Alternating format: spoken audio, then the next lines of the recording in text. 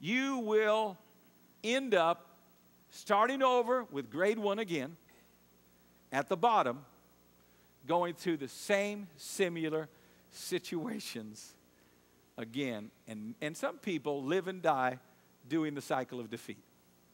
They never come through to their breakthrough blessings. Whew, I want my breakthrough blessing. Amen? In other words, I got to overcome the temptations associated with pastoring you.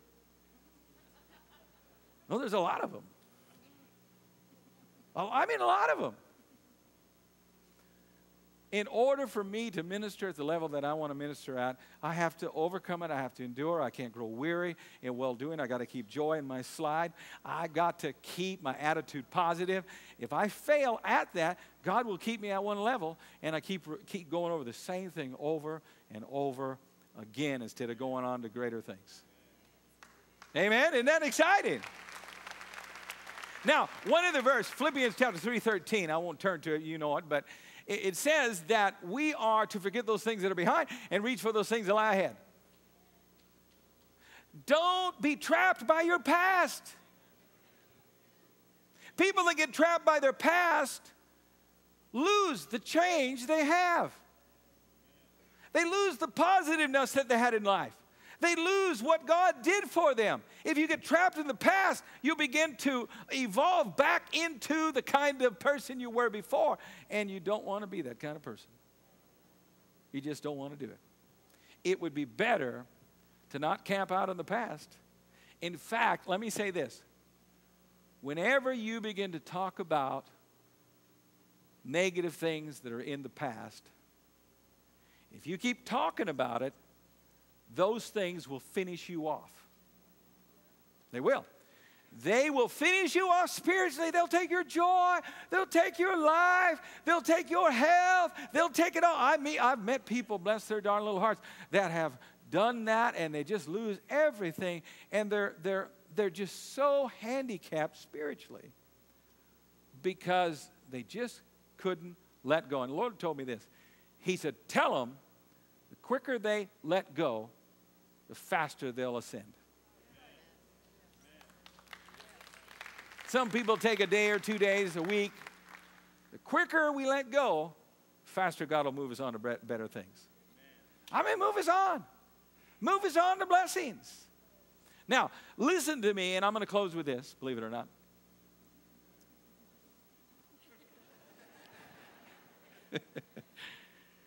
I'm going to show you how to take your marriage to another level, how to take your career, how to take your ministry to another level. It's going to be hard for some of you. You know why? Because some of you need to become established in the truth that you learned in the beginning. You need to be re-established in it and learn it correctly. You didn't learn it correctly, and you're limiting yourself in what you can do. There's an expression, it goes like this. Practice makes perfect. How many have heard that expression?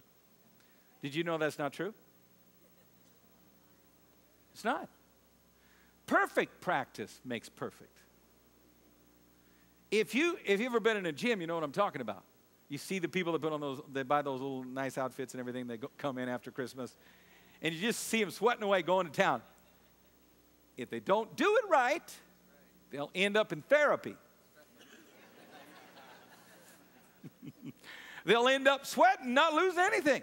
In other words, there is always a right way to do things if you want to ascend in it. Amen.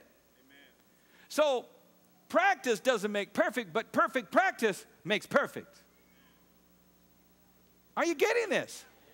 Now, in marriage is the same way. If I didn't learn the word correctly concerning my marriage, there's going to be a limiting factor on how intimate and close I can get to my wife. There's going to be a place where I can't go any farther if I didn't learn it correctly. And a lot of us need to relearn it. You know, I heard a story of a tennis player, a very famous tennis player, who in his career, he was coming in like third place and fourth place. Every year he seemed to come in third and fourth, and after 5 years at this, he was very frustrated. And so he hired a coach, a professional coach, said, I want you to look at my game and tell me how I can go from third place to first place. Coach watched him play, and he said, listen, you're a great player, but you learned how to play tennis wrong in the beginning. I have to reteach you the very beginning elements of tennis.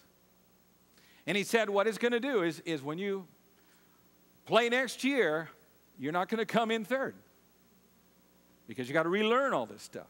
He said, well, I want to go to the top, so I'm going to do it. So he went ahead and learned and just fine-tuned the way he originally learned it.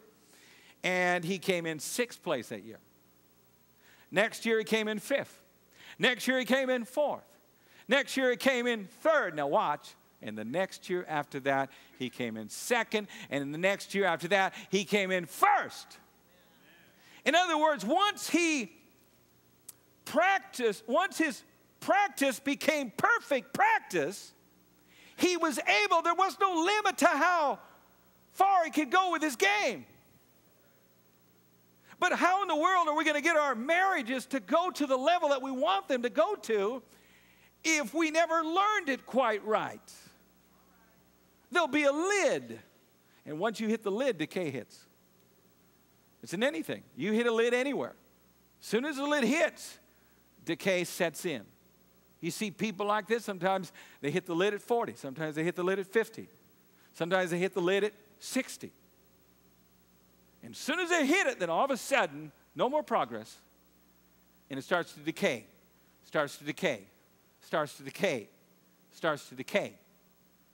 I don't want anything that I do to start to decay. I don't want ministry to decay. I don't want my relationship with my wife to decay. I don't want my relationship with my kids. I don't want anything in my life. And I know you don't either.